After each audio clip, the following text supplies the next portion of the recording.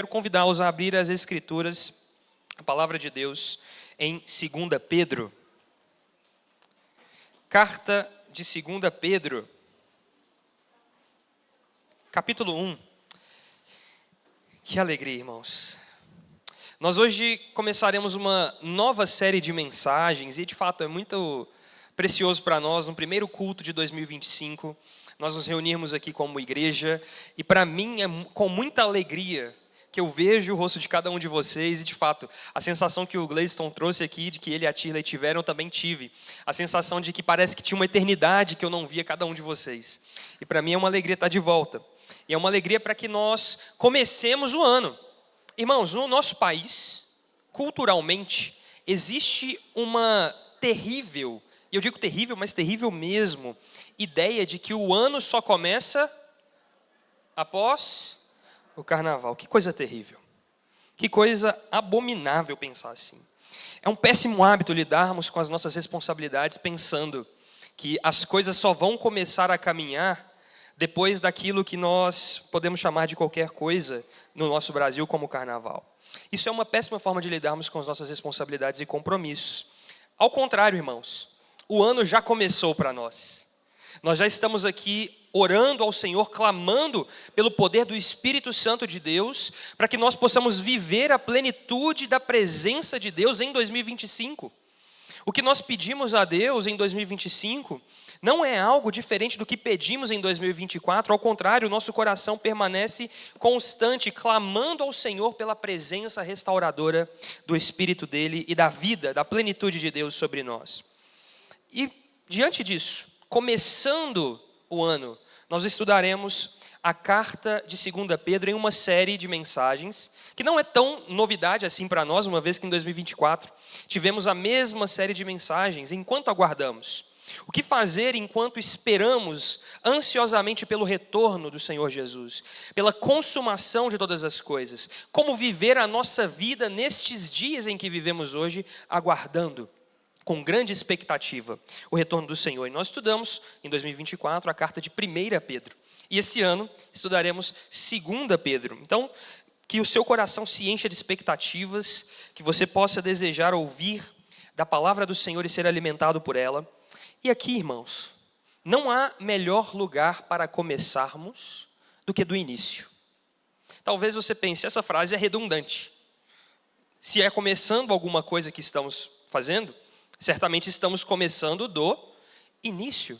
Mas eu quero chamar a atenção de vocês de que o óbvio precisa ser dito. Nem sempre, irmãos, nós estamos aptos a começar do início. Muitas vezes, irmãos, no início, na caminhada, na nossa jornada de vida, nós nos esquecemos dos começos. Nós nos esquecemos dos pontos iniciais de partida. Quantos de nós, ao chegarmos à nossa casa, na nossa vida normal, no nosso dia a dia, nós nos esquecemos de que a nossa casa, nosso prédio mesmo, a casa onde nós estamos, ela só está de pé porque ela tem fundamentos muito profundos e sólidos. Ela tem bases estabelecidas que nós não conseguimos contemplar. Os nossos olhos não veem, mas os nossos pés pisam sobre elas. Quando nós subimos uma escada, nós só podemos conseguir subir uma escada ao pisar no primeiro degrau, irmãos. Você sabia que seu cérebro, ao caminhar em uma escada, ele assimila automaticamente a altura do primeiro degrau? E é por isso que você sobe os degraus sem qualquer tipo de dificuldade? E é por isso que quando há um degrau maior do que outro, você o quê? Tropeça. Irmãos, começar do começo é extremamente importante. Lembrar dos fundamentos da vida é extremamente necessário. E nada melhor do que começarmos o ano de 2025 nos lembrando dos verdadeiros fundamentos da verdadeira vida que recebemos em Jesus. O que eu quero nessa manhã com você é que nós possamos meditar sobre verdades fundamentais, essenciais, que não, de maneira nenhuma, em qualquer circunstância, não devem ser esquecidas. O meu objetivo aqui nessa manhã é te lembrar daquilo que o Senhor tem me lembrado, daquilo que o Senhor deseja que nós lembremos juntos, e de que nós lembremos uns aos outros constantemente, durante todo o nosso ano de 2025, durante toda a nossa jornada de vida, por todos os nossos dias na terra. Nós clamamos ao Senhor para que Ele nos lembre do começo, nos lembre dos fundamentos, nos lembre dos alicerces da vida, da verdadeira vida. E nós encontramos isso na palavra do Senhor. E é exatamente isso que Pedro deseja comunicar, irmãos. Pedro, ao escrever a sua carta, a sua segunda carta, deseja comunicar aos seus irmãos lembranças. Não é à toa que, diferente um pouco de outras cartas no Novo Testamento, a carta de 2 Pedro, ela é associada como claramente uma despedida do apóstolo Pedro. Ele deixa isso explícito para nós quando ele diz assim, que iminentemente, muito em breve, ele deixará este tabernáculo, ele usa essa expressão dizendo, muito em breve eu vou partir para o Senhor, como o Senhor havia me alertado. Mas mesmo diante desse cenário, eu não posso deixar de lembrar a vocês aquilo que vocês já sabem, mas eu farei isso mais uma vez, e deixarei isso escrito para que as outras gerações também se lembrem constantemente destas coisas. Pedro, então, escreve esta carta, como uma grande despedida de alguém que caminhou uma jornada preciosa diante do Senhor e tem algo para nos ensinar nessa manhã. Vamos orar, pedir ao Senhor iluminação para a palavra dele, e então leremos as Escrituras em 2 Pedro 1, do 1 ao 15. Santo Deus e eterno Pai, nós somos gratos a Ti, Senhor, pela Tua bondade, pela Tua misericórdia, pelo Teu amor leal e fiel. Nos ajuda, ó Deus, para que o Seu nome seja glorificado nessa manhã. Derrama graça sobre nós, Senhor, para que a Tua palavra seja ministrada sem qualquer tipo de empecilho. Que o Senhor me esconda atrás da Sua cruz, ó Deus, para que eu não seja um empecilho para a ministração do Senhor ao coração dos meus irmãos aqui. Assim como o Senhor falou comigo, ó Deus, eu peço que o Senhor fale ao coração destes queridos. Que o Senhor nos livre das distrações do mundo, de todas as intempéries da mente, ó Deus, tudo aquilo que tem tentado tirar a nossa atenção completa da Tua palavra. Que o Senhor nos guarde nessa manhã. Nós oramos e pedimos pela Tua iluminação, ó Santo Espírito de Deus, no nome santo e precioso de Jesus. Amém. Amém. Vamos ler então 2 Pedro 1, do 1 ao 15. Simão Pedro, servo e apóstolo de Jesus Cristo, aos que conosco obtiveram fé igualmente preciosa na justiça do nosso Deus e Salvador Jesus Cristo. Que a graça e a paz lhes sejam multiplicadas no pleno conhecimento de Deus e de Jesus, o nosso Senhor. Pelo poder de Deus, nos foram concedidas todas as coisas que conduzem à vida e à piedade. Pelo pleno conhecimento daquele que nos chamou para a sua própria glória e virtude. Por meio delas, Ele nos concedeu as suas preciosas e muito grandes promessas, para que por elas vocês se tornem coparticipantes da natureza divina, tendo escapado da corrupção das paixões que há no mundo. Por causa disso, concentrando todos os seus esforços, acrescentem à fé que vocês têm a virtude. À virtude, o conhecimento. Ao conhecimento, o domínio próprio. Ao domínio próprio, a perseverança. À perseverança, a piedade. À piedade, a fraternidade. À fraternidade, o amor. Porque essas qualidades, estando presentes e aumentando cada vez mais, farão com que vocês não sejam nem inativos, nem infrutíferos no pleno conhecimento do nosso Senhor Jesus Cristo. Pois aquele que não tem essas coisas é cego, vendo só o que está perto, e se esqueceu da purificação dos seus antigos pecados. Por isso, irmãos, procurem com empenho cada vez maior confirmar a vocação e a eleição de vocês, porque fazendo assim vocês jamais tropeçarão. Pois desta maneira é que lhes será amplamente suprida a entrada no reino eterno do nosso Senhor e Salvador Jesus Cristo. Por essa razão, sempre estarei pronto para fazer com que vocês se lembrem dessas coisas, embora já conheçam e tenham sido confirmados na verdade de que receberam. Também considero justo, enquanto estou neste tabernáculo, despertar essas lembranças em vocês, certo de que estou prestes a deixar o meu tabernáculo, como efetivamente o nosso Senhor Jesus Cristo me revelou.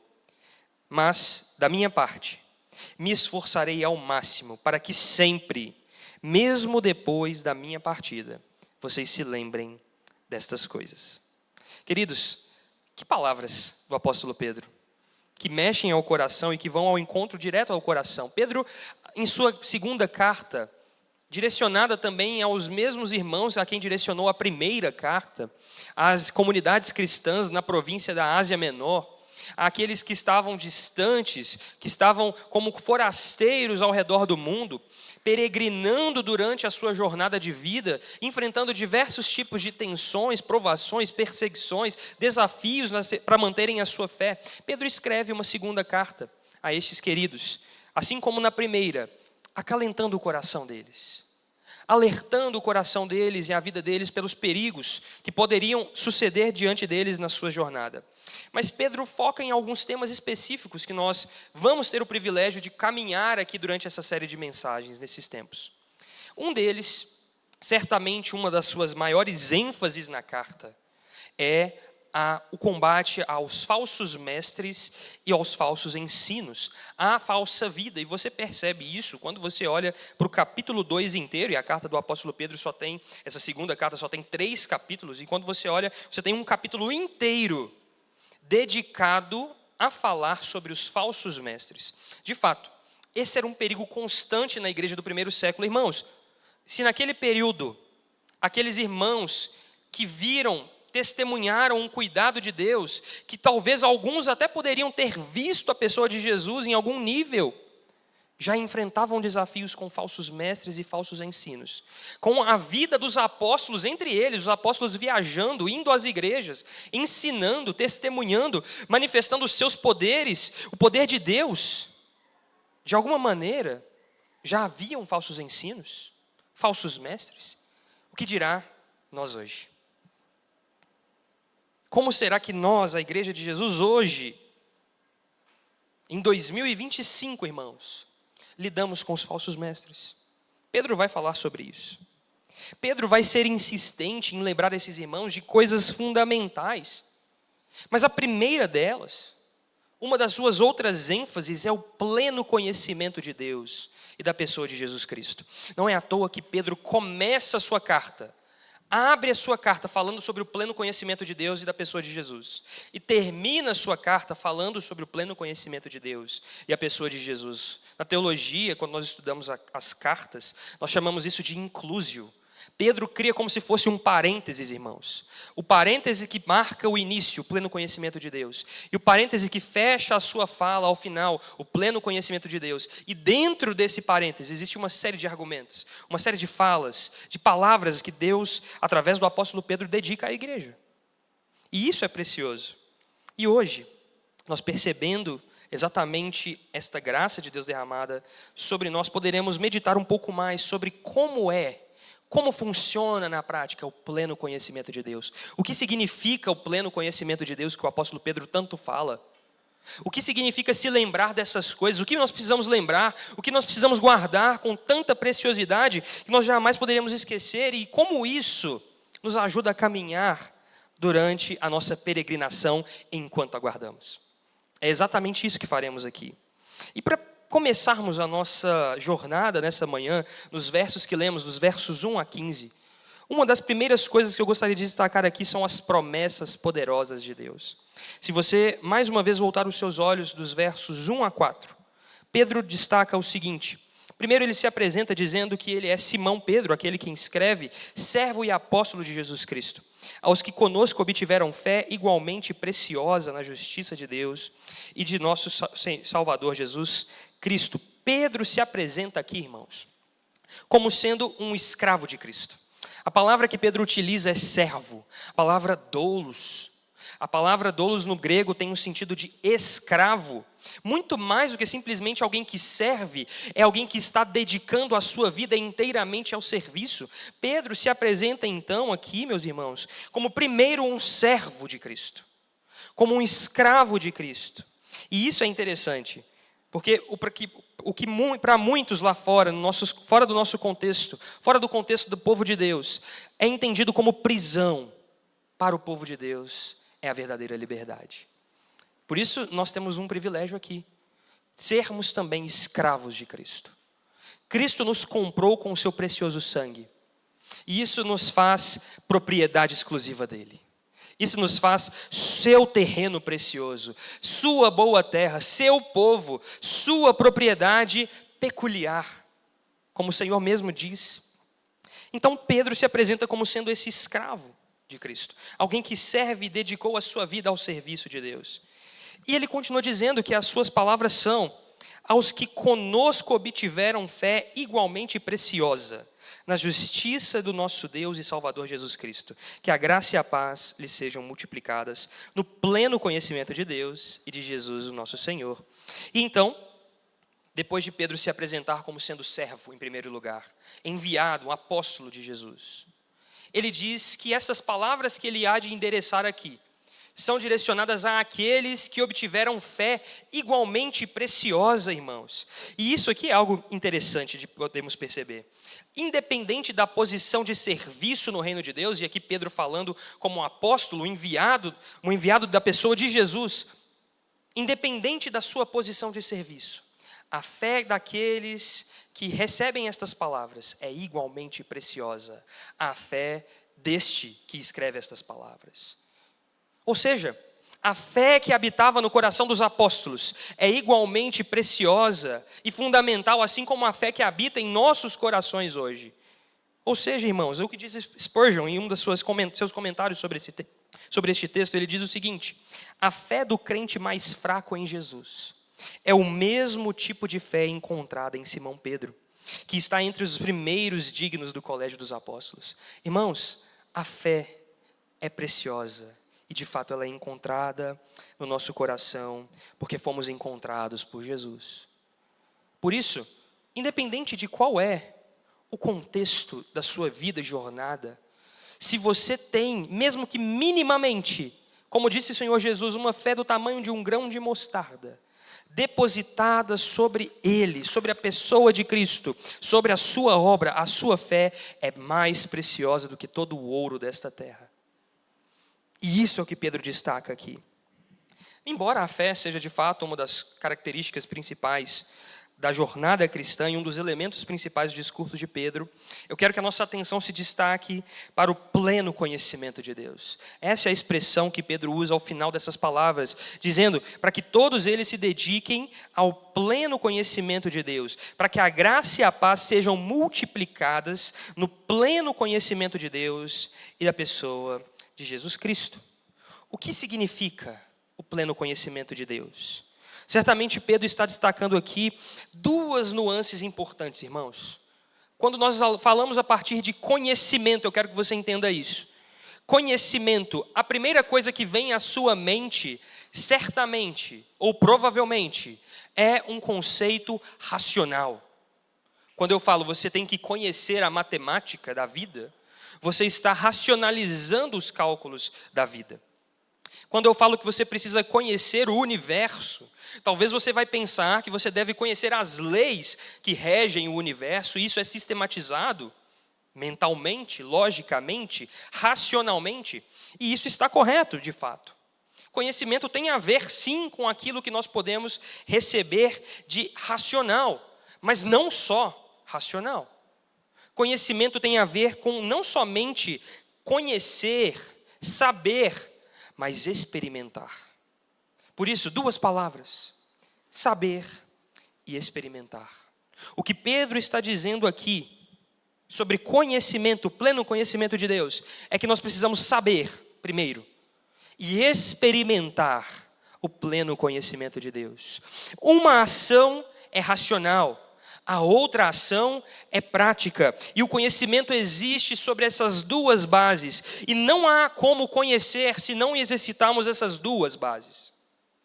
Não é possível nos relacionarmos com o conhecimento se não houverem essas duas bases. A própria palavra conhecer no Antigo Testamento é utilizada em um nível profundo para demonstrar e apontar o relacionamento mais íntimo entre um homem e uma mulher. Ou seja, não basta simplesmente saber, é preciso experimentar, é preciso vivenciar. E é exatamente isso que Pedro tem em mente quando diz o pleno conhecimento de Deus e do Senhor Jesus Cristo. Não adianta nós nos sistematizarmos todas as doutrinas teológicas na nossa mente. Não adianta você conhecer todos os aparatos teológicos, todas as ferramentas teológicas para que você conheça a sua fé, que são extremamente importantes, irmãos.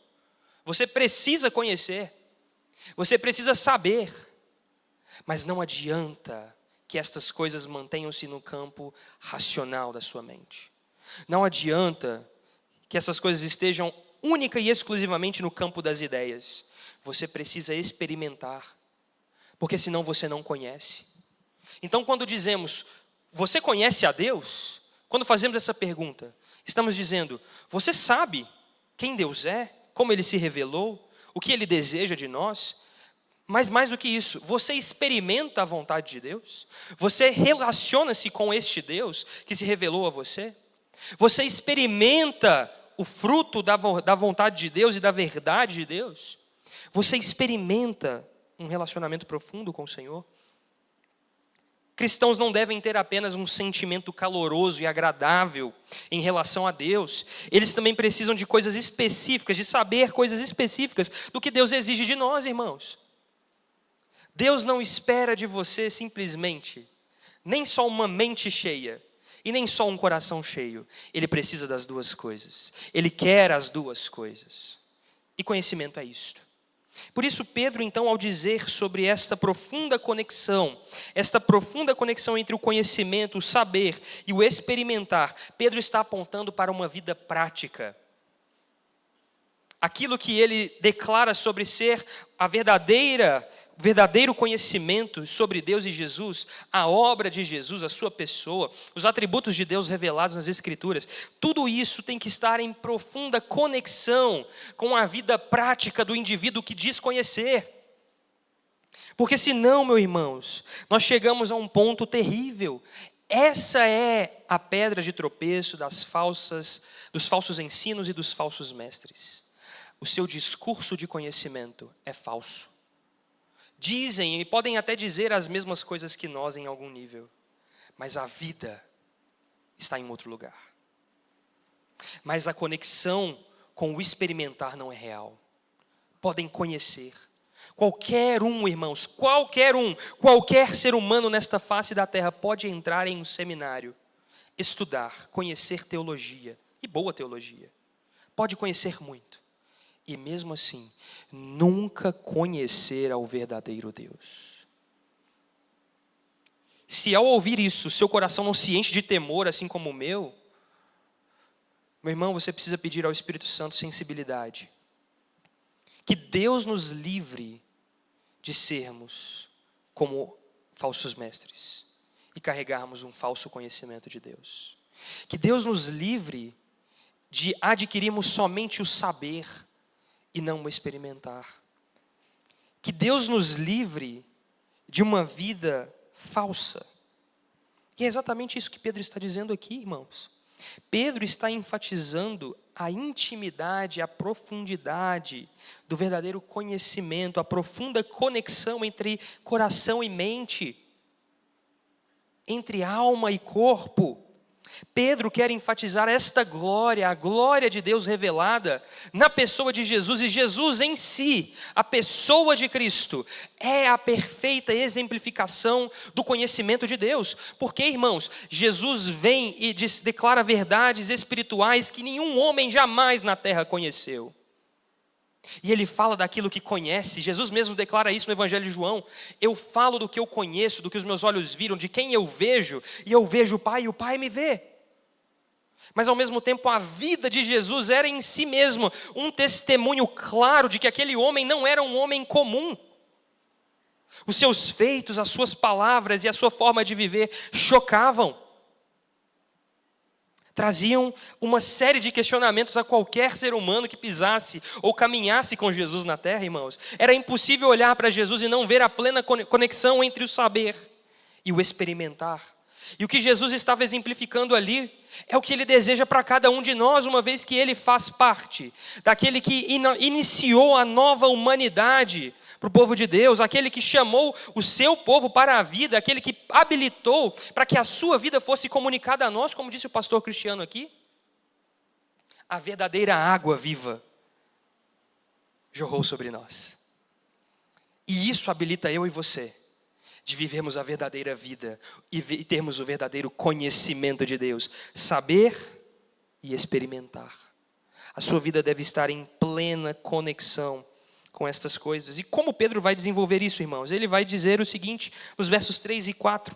Chegamos em um dos pontos mais profundos dessas passagens, dessas palavras, e uma das passagens mais profundas da Escritura, quando entendemos que o ponto de partida de Pedro é a vida, é o coração e a mente dos crentes, para que assim, conhecendo e vivendo Jesus, eles possam ser aperfeiçoados em Jesus. E quando Pedro vai dizer isso, ele começa a destacar que os crentes são chamados para caminhar em profundidade, conhecer ao Senhor e prosseguir em conhecer ao Senhor. Esse é o chamado de Deus para nós. E aqui, nós vemos exatamente nos versos 3 e 4, como isso acontece. Veja comigo. Pelo poder de Deus, nos foram concedidas todas as coisas que conduzem à vida e à piedade, pelo pleno conhecimento daquele que nos chamou para a sua própria glória e virtude. Pelo poder de Deus, irmãos. O poder de Deus habilita o crente, habilita o ser humano que foi restaurado, para que ele cresça espiritualmente em maturidade durante toda a sua vida, de maneira sadia. E esse poder é o poder de Deus, não o poder de homens. O que habilita o ser humano a ser restaurado, a viver uma vida no verdadeiro e no pleno conhecimento de Deus, é o poder de Deus somente. E esse poder foi disponibilizado em Cristo Jesus, através da sua obra na cruz. Mas mais do que isso, ele continua dizendo que esse poder opera em nós pelo pleno conhecimento, ou seja, somos chamados a viver um verdadeiro relacionamento, saber e experimentar com Deus, o nosso Senhor. E mais do que isso, o texto continua no verso de número 4, porque por meio delas, Ele nos concedeu as suas preciosas e muito grandes promessas, para que por elas vocês se tornem coparticipantes da natureza divina, tendo escapado da corrupção das paixões que há no mundo, pelas preciosas e muito grandes promessas de Deus. O chamado dos crentes, irmãos, é que pelo poder de Deus, que eles possam ser garantidos, segurados nas promessas preciosas de Deus, para que assim vivam uma vida de piedade, uma vida de verdadeira devoção, uma vida que perpassa pela santificação e pela restauração completa, até o dia em que nós contemplaremos o nosso Deus, plenamente, face a face. Mas nós precisamos de nos segurar nas âncoras que o Senhor derramou sobre nós, que são as suas boas e preciosas promessas. O que faz com que eu e você nos levantemos domingo após domingo para cultuar a Deus, são as promessas de Deus. E quais são as promessas? De que haverá um dia em que não haverá mais dor, nem choro, nem pranto. Que haverá um dia em que aqueles que são puros de coração verão a Deus. Que haverá um dia em que todos aqueles que têm fome e sede de justiça serão saciados. Que haverá um dia em que o reino de Deus encherá toda a terra, que a glória de Deus encherá a terra como as águas do mar. Certamente essas promessas são seguranças, são pontos firmes de apoio do pleno conhecimento de Deus em nossa mente e em nosso coração. Para que você possa experimentar a verdadeira piedade, devoção a Deus, verdadeira e sincera adoração, irmãos. Porque assim, queridos, nós viveremos para a sua glória. É exatamente isso que Pedro diz, para a sua glória e virtude, para que o nome de Deus seja exaltado para sempre, porque esta obra que Deus está operando em mim e em você é uma obra que redunda em glória única e exclusivamente a Deus, porque nenhum de nós aqui poderia conhecer a Deus se Deus não viesse e fizesse ser conhecido por nós. Se Jesus não se parasse diante da sua frente e dissesse, pare o que você está fazendo e contemple a minha glória, você jamais estaria aqui hoje. Você jamais poderia encontrar o perdão dos seus pecados, e você continuaria cavando, buscando, através da sua força, através dos seus braços, buscando redenção. Mas uma vez que Jesus nos parou e disse, eu cheguei, eu vim, chegou o tempo. Não é isso que os anjos cantaram quando Jesus nasceu? Paz na terra com os homens e glória a Deus nas maiores alturas. Irmãos, em Jesus nós recebemos tudo. Para quê? Para que sejamos coparticipantes da natureza divina de Deus, tendo escapado da corrupção deste mundo. santificados na verdadeira piedade, desfrutando da presença real. Essa é a gloriosa realidade dos filhos de Deus. Nada menos do que isso. Se qualquer um de nós, crentes, vive uma vida aquém destas palavras, nós precisamos acordar o nosso coração e a nossa mente hoje, para desfrutarmos do verdadeiro e pleno conhecimento de Deus e de Jesus Cristo, saber e experimentar. Irmão, avalie a sua vida. Pedro está dizendo o seguinte, que tudo isso aconteceu para livrar-nos da corrupção, para nos livrar de tudo aquilo que é destruição neste mundo. E aqui uma outra palavra utilizada em algumas traduções para descrever essa corrupção das paixões da carne, dos desejos do mundo, é a cobiça. Irmãos, cobiça aqui pode ser traduzida como essas corrupções de paixões do mundo. E é um coração profundamente contaminado pelo pecado, que gera ingratidão, insatisfação e desejos desordenados. Se você parar para avaliar, o motivo pelo qual todos nós pecamos é porque ainda há cobiça em nosso coração em algum nível. É quando perdemos de vista o pleno conhecimento de Deus e os nossos olhos e o nosso coração é atraído de volta para a cobiça. Desejamos o que não precisamos. Queremos o que não precisamos e nem podemos ter.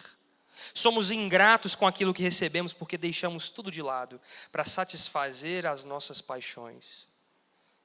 Irmãos, o objetivo pelo qual Deus operou grande obra, que Deus disponibilizou o seu conhecimento sobre nós, é para que nós fôssemos libertos, tirados, arrancados da cobiça. E nós fomos. Eis aqui o grande paradoxo da vida cristã. Todos nós que cremos em Jesus plenamente, que recebemos o pleno conhecimento de Deus em Jesus, fomos arrancados, nas palavras de Pedro, das corrupções do mundo, sim. No entanto, a obra que Jesus continua realizando em nossos corações é para arrancar dos nossos corações a cobiça e a corrupção do mundo. Irmãos, há aqui uma profunda e clara diferença, um abismo entre aqueles que estão em Deus e aqueles que estão no mundo. Aqueles que conhecem o verdadeiro Deus e Jesus Cristo, seu Filho e a sua obra, e aqueles que desprezam a obra de Cristo. Estes foram arrancados do mundo e o mundo está sendo arrancado deles, dia a dia. Cada vez mais, com mais profundidade. É por isso que na batalha por santificação, e irmãos, cada um de nós experimenta isso. Você deve prestar atenção sobre esse ponto na sua vida. Na batalha da santificação, parece que cada vez ela fica mais difícil. Parece que cada vez ela fica mais forte. Porque, irmãos, nós estamos cavando mais fundo.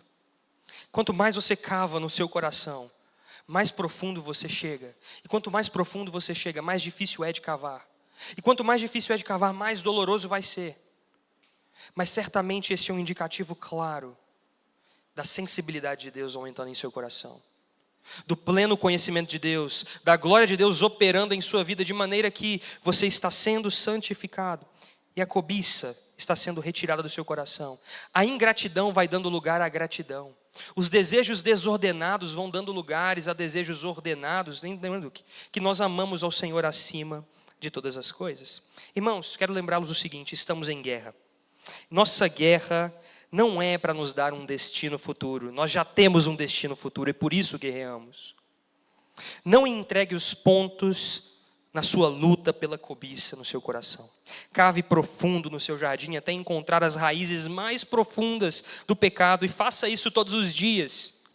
Lute como um verdadeiro vitorioso, irmãos. Lute como alguém que já desfruta de um destino glorioso e eterno, sabendo que o que ele tem é uma verdadeira segurança.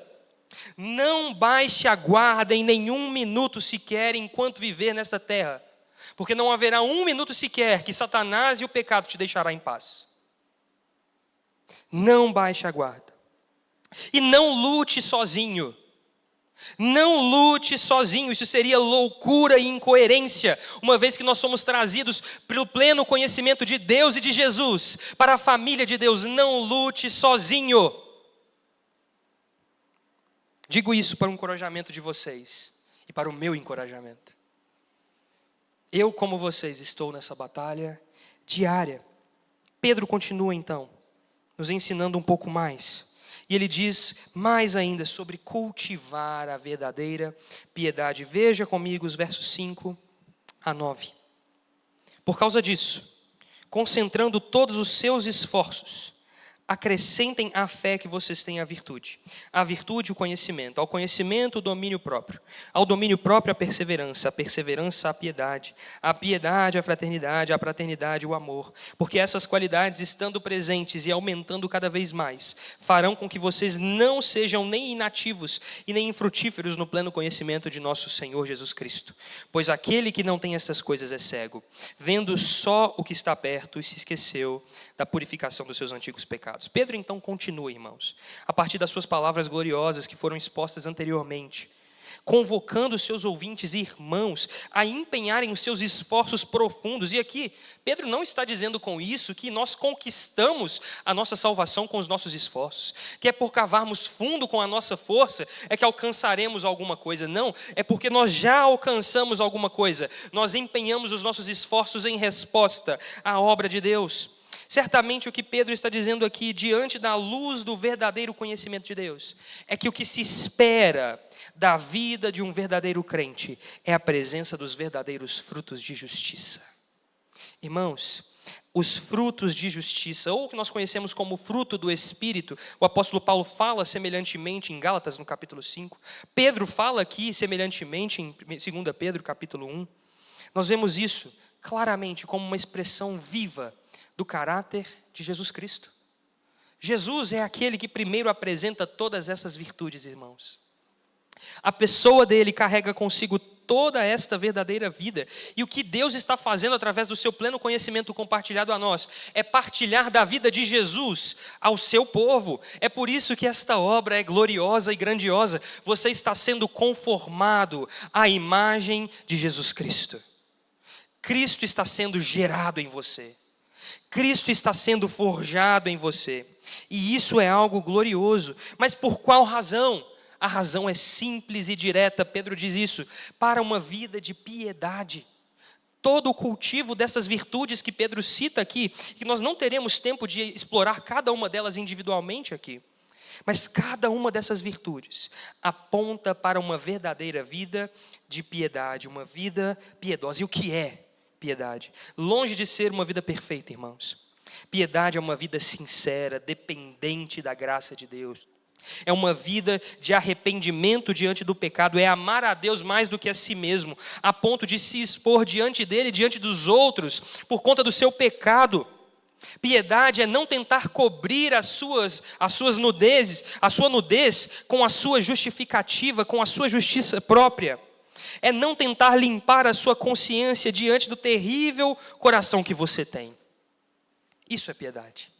Piedade é descansar sobre os braços de Jesus, confiando na sua glória, confiando na sua graça, confiando na sua justificação, confiando na sua santificação até o último dia da sua vida. Descansar sobre os braços de Jesus. Isso é piedade. Piedade é diferente de uma vida de hipocrisia. A vida de hipocrisia é a vida dos falsos mestres, que dizem saber, mas não experimentam. Vida de piedade é aquela que sabe e experimenta. É o coração que vê e que sente. É aquele que vê Jesus e sente Jesus. É aquele que conversa com Jesus e come com Jesus. É aquele que partilha verdadeiramente a sinceridade do seu coração. Irmãos, o nosso chamado é que sejamos sinceros. Todos nós estamos aqui em um mesmo lugar, em um mesmo nível, em um mesmo patamar. Precisamos de piedade. Como a piedade se manifesta na vida do crente? Pedro então vai listar essa série de virtudes, apontando que a vida da piedade é uma caminhada, uma jornada progressiva e ascendente. Uma coisa sendo acrescentada à outra, uma coisa sendo colocada após a outra, um tijolo acima do outro, de maneira que ao final nós contemplamos a imagem perfeita. Ao final, a peregrinação termina com a chegada. Então imagine que uma pessoa aplica as virtudes de Deus, do conhecimento de Deus na sua vida, então ela confia em Deus, ela tem fé. ela toma decisões éticas no seu trabalho, ela apresenta virtude, ela busca conhecer mais da palavra de Deus, ela apresenta o seu conhecimento e resiste às tentações diárias, como fofocas, impulsividade, temperamento raivoso, foge da ira, porque tem domínio próprio. Mesmo quando enfrenta dificuldades, irmãos, ela persevera em servir ao Senhor, em amar ao Senhor, em expor o seu coração diante do Senhor e apresenta uma vida de sincera e completa adoração, sempre regada por lamento, choro e um coração sincero diante do Senhor, piedade. Mostra e demonstra cuidado e amor pelos seus irmãos, auxiliando os seus irmãos nas lutas contra os seus pecados e apresenta assim de fato a fraternidade. E isso estendendo o amor de Cristo uns aos outros, até mesmo àqueles que são difíceis de amar. Essa é uma vida piedosa. Uma vida que Deus espera que nós possamos viver juntos. Uma vida que Deus espera que nós possamos viver segundo a maturidade que Deus está nos dando, pelo pleno conhecimento de Deus e de Jesus Cristo. Irmãos, esta é a jornada. Se você não teve a oportunidade de ler um livro na sua história, eu quero recomendar para você agora. Leia o livro O Peregrino, de John Bunyan. Esse livro, irmãos, retrata da melhor forma possível como é a jornada. Como é essa jornada? Cheia de degraus, cheia de desafios, do cristão prosseguindo em direção à cidade celestial. Em meio à sua jornada, ele encontra diversos desafios. Ele encontra a cobiça do seu coração, ele encontra os prazeres do mundo, ele encontra uma série de outros desafios, mas continua caminhando. É assim que Deus deseja que nós façamos nessa manhã, irmãos. Não importa quão difícil tem sido a sua batalha, quero te animar nessa manhã, continue caminhando. Continue olhando para Jesus. Continue prosseguindo no pleno conhecimento de Deus e do Senhor Jesus. E evite, irmãos, o cuidado que Pedro chama a atenção agora é que você evite a cegueira espiritual. Que você tome cuidado com a cegueira e a inatividade da fé. Irmãos, o que Pedro está dizendo aqui, quando ele declara isso, ele usa a palavra ócio ou inatividade, ou mesmo infertilidade ou infrutibilidade da fé. Pedro está afirmando isso sobre como nós podemos deixar de lado virtudes cristãs e nos cegarmos durante algum período da nossa história e jornada, diante da qual nós perdemos Deus do centro. Mas Pedro fala isso não simplesmente encorajando os cristãos que estão diante dessa batalha, dessa jornada, dessa caminhada, mas é uma sentença clara àqueles que são falsos mestres e falsos profetas.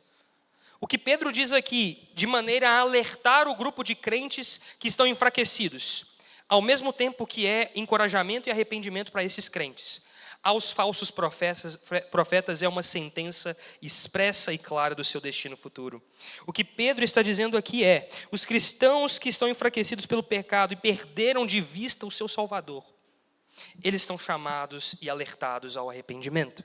Mas aos falsos mestres, esta mesma palavra, estas mesmas declarações são uma sentença clara e expressa do seu destino final, que é não entrarem no reino de Deus, que é tropeçarem, falharem, porque a sua vida não é uma expressão real do saber e do experimentar.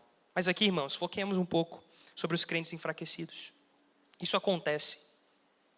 Crentes se enfraquecem. Crentes podem ter seus joelhos vacilantes. Crentes podem tropeçar. Crentes podem perder, nem que seja por um segundo sequer, de vista o seu Senhor e a cruz. E isso acontece, meus irmãos, e o alerta que Pedro faz aqui é que aquele que está cego, aquele que perdeu de vista o Senhor, se esqueceu da purificação dos seus pecados.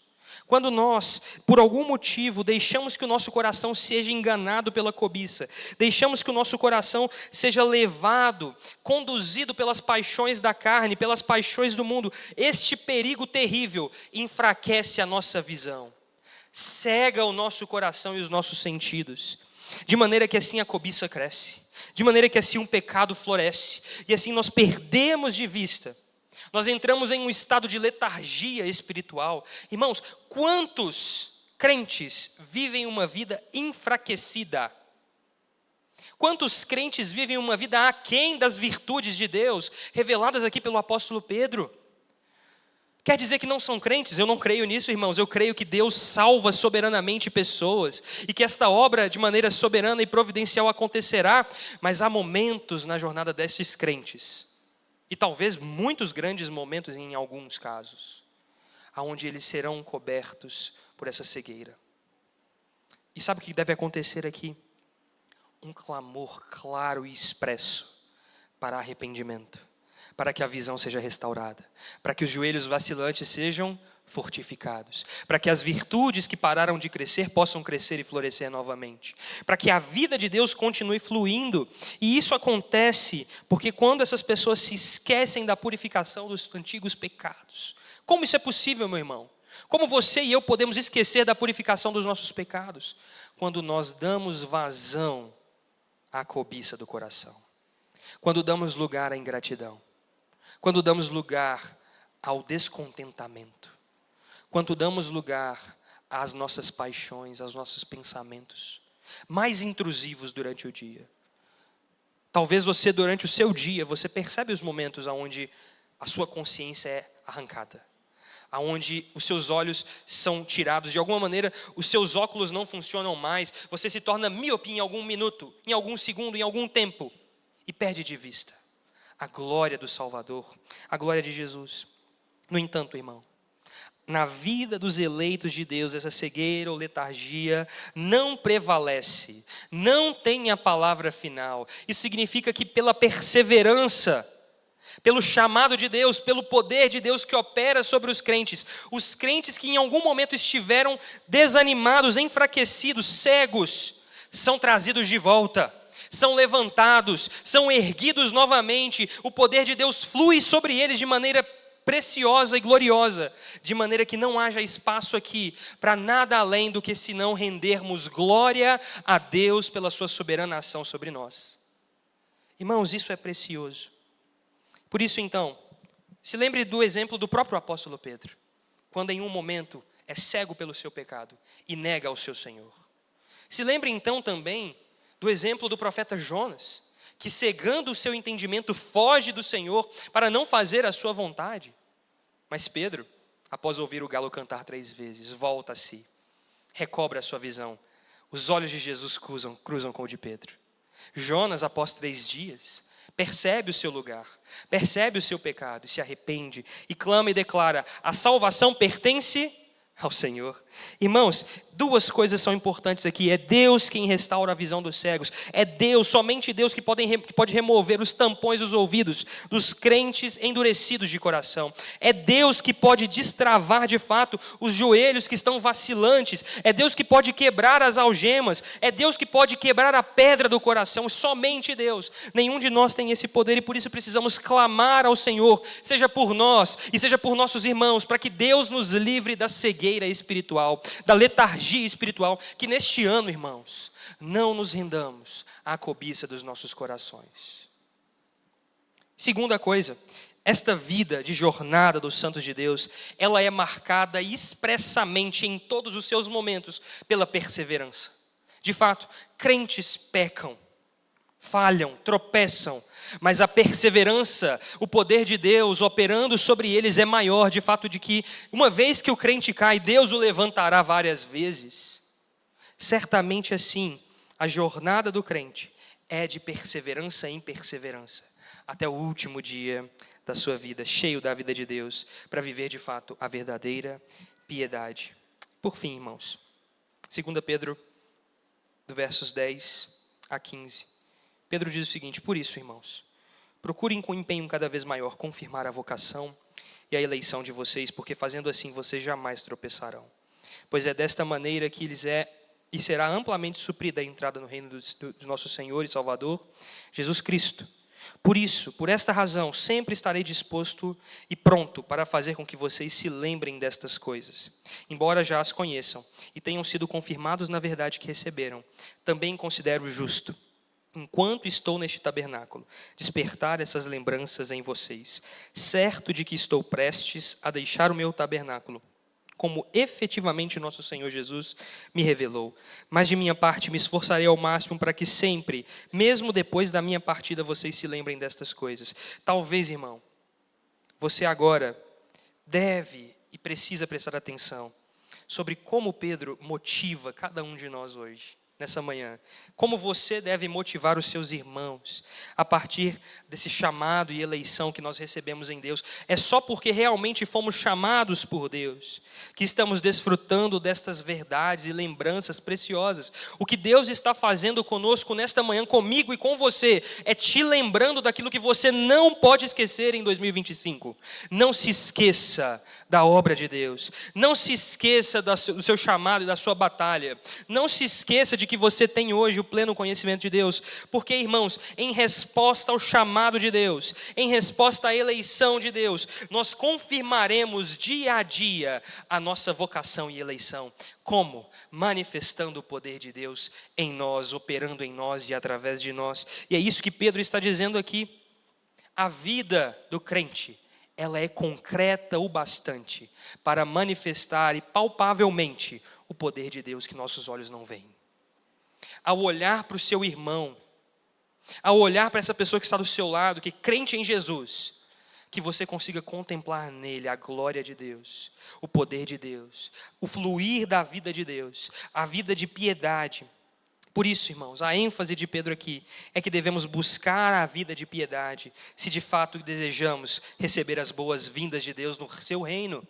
E é isso que é o nosso chamado. Continue vivendo a sua vida de maneira piedosa. Continue buscando cultivar as virtudes de Deus. E o fruto do poder de Deus operando em nós. Meus irmãos, o fruto principal neste tempo, para que você consiga perceber o poder de Deus operando na sua e na minha vida, é a segurança da salvação.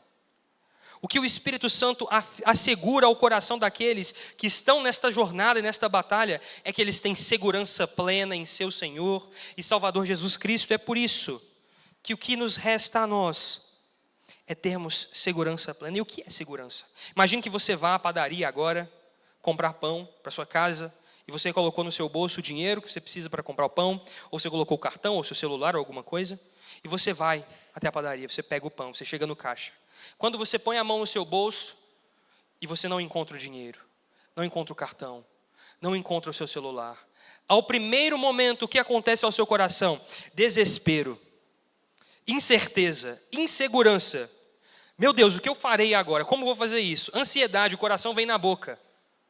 E aí você, ao palpar outros bolsos, ou talvez colocar a sua mão sobre a sua bolsa ou mochila, encontra ali o dinheiro, encontra ali o seu cartão, o seu celular. O que vem imediatamente? Alívio, descanso, segurança. E é assim, meus irmãos, que Pedro está lembrando aqueles irmãos neste tempo e a nós, que nós devemos lembrar das palavras do Senhor e do nosso Senhor e da sua obra com segurança. Você e eu precisamos de segurança da nossa salvação. O que o Espírito de Deus quer gerar em meu coração e no seu coração hoje é segurança e certeza da convicção da sua e da nossa salvação. E essa segurança não vem pela negligência, meus irmãos. Ela vem pela constante lembrança. É por saber que você colocou talvez no seu bolso, que você tenha certeza de que você não vai conseguir falhar em pagar o pão. É ter a certeza de que quando você estiver nos seus momentos mais difíceis, você tem diante dos seus olhos a cruz de Cristo, a obra de Jesus, a pessoa de Deus. E esta é a segurança mais necessária para que você enfrente as suas tentações, para que você enfrente a cegueira espiritual ou a letargia espiritual, para que você enfrente os desafios da sua jornada diária e contemple de fato uma vida de piedade. Irmãos, essa é a fonte palpável do poder de Deus para nós. Isso é o que nós precisamos lembrar constantemente. Esta é a chave para que você mantenha o seu coração completamente diante do Senhor, uma terra completamente adubada, constantemente cuidada e saudável. As Escrituras estão diante de nós, para que nos lembrem diariamente o que não podemos esquecer. Mas mais do que somente as Escrituras, o que o Espírito Santo usa para falar ao nosso coração também, é que ao ouvirmos a proclamação do Evangelho domingo após domingo, ao ouvirmos a palavra sendo pregada publicamente, nós então encontramos também, como igreja, como um corpo, esta proclamação desta verdade, a segurança da nossa salvação. É também quando nós, irmãos, confessamos os nossos pecados uns aos outros. aonde nós de fato somos restaurados, aonde nós encontramos cura, aonde nós, na maneira mais honesta, encontramos nosso irmão e pedimos a ele socorro, pedimos a ele ajuda. É investindo tempo no discipulado pessoal, em comunhão com seus irmãos e irmãs. É compartilhando o Evangelho de maneira plena e sincera com alguém que não conhece. Assim, meus irmãos, nós seremos constantemente lembrados da nossa segurança, da palavra de Deus, da certeza que recebemos em Jesus, da segurança e da alegria da nossa salvação. E por isso, irmãos, para concluir, para que nós possamos orar. Sexta-feira eu tive uma boa conversa com o pastor Cristiano. E eu estava inquieto em meu coração por uma falha que eu havia cometido em mim mesmo. E eu pensava ser algo mais simples. Mas ao conversar com o pastor Cristiano, eu percebi que as raízes mais profundas desta minha falha estavam mais fundas no meu coração. E Deus usou a vida do pastor Cris. Ao falar comigo uma frase que eu quero declarar a vocês nessa manhã. João, nós somos mendigos que encontramos pão e chamamos os nossos irmãos para partilhar com eles o pão que recebemos. Irmãos, na jornada cristã nós somos cheios e cercados pelas mais diversas tentações da vida, pelos maiores e mais tenebrosos desafios, e muitos deles são invisíveis. A maioria deles acontece no coração e na mente. E quando você percebe, o seu coração está sendo capturado pela cobiça. Mas glória a Deus, porque Deus nos deu uns aos outros. Glória a Deus porque Ele nos deu irmãos, ao qual nós compartilhamos o nosso coração e nós recebemos o poder de Deus, ao qual partilha conosco a vida de Deus. Por isso, irmãos, assim como eu, você também é um necessitado, um mendigo que precisa de pão. Vamos juntos buscar este pão diariamente, nos lembrando daquilo que não podemos nos esquecer enquanto aguardamos a vinda do nosso Senhor. Oremos. Santo Deus e eterno Pai, graças te damos, Senhor, pela tua bondade, pela tua misericórdia, pelo teu amor leal. Obrigado, Senhor, pela segurança da salvação que temos em Jesus. Obrigado porque essa certeza e essa segurança, ela não é humana, ela não é baseada nos poderes e na força dos braços dos homens. Não, ela é plena e verdadeira pelo pleno e verdadeiro poder de Deus que opera em nós, pelo pleno conhecimento de Jesus Cristo e do nosso Deus. Por isso eu te peço, ó Senhor, que o Senhor nos lembre como comunidade nesse ano, das verdades que jamais podemos e devemos nos esquecer. Fortifica o coração do teu povo. Dê a eles, Deus, força para lutarem contra os seus pecados. Arranca, Senhor, dos nossos corações quaisquer raízes de cobiça, de ingratidão, de desejos e paixões contaminadas, Pai do mundo. Para que assim nós possamos contemplar o Senhor e a sua cruz diariamente. Nos livra, ó Deus, de todo tipo de mal. Nos livra, ó Deus, do diabo, nosso inimigo, porque ele já foi derrotado na cruz do Calvário. Por isso, ó Pai, longe da vida dos meus irmãos e da nossa vida todo tipo de acusação maligna, na autoridade que há no nome de Jesus, ó Deus, pedimos a Ti, confirma em nós e através de nós, dia a dia, a nossa salvação, Senhor. De maneira que assim nós possamos ser sustento para os nossos irmãos nos momentos difíceis, que possamos assim lembrar-nos uns aos outros, da onde está a purificação dos nossos pecados, de quão gloriosa é a obra de Jesus na cruz do Calvário, e de como ela muda todas as coisas, e porque nós estamos aqui hoje de pé, Senhor, só estamos de pé por sua graça e misericórdia, não porque somos dignos, mas porque o Senhor é digno. Por isso rendemos a Ti toda a glória, desfrutando dessa segurança. E nós oramos assim em nome de Jesus. Amém e amém. Meus irmãos, vamos cantar uma canção juntos, e após isso receberemos a bênção.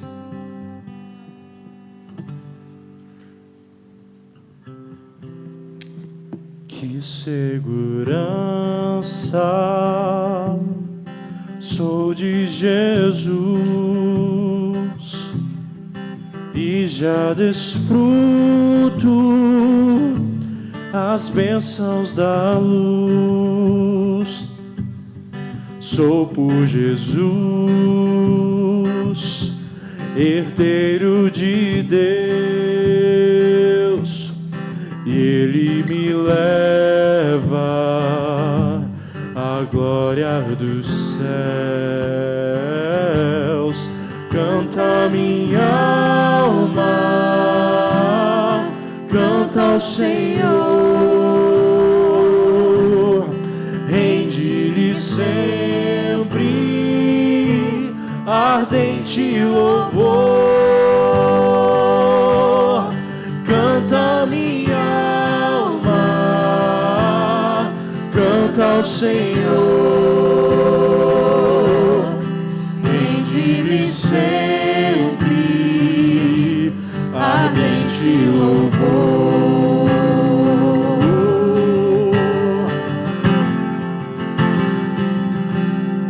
Ao seu amor eu me submeti, extasiado, então me senti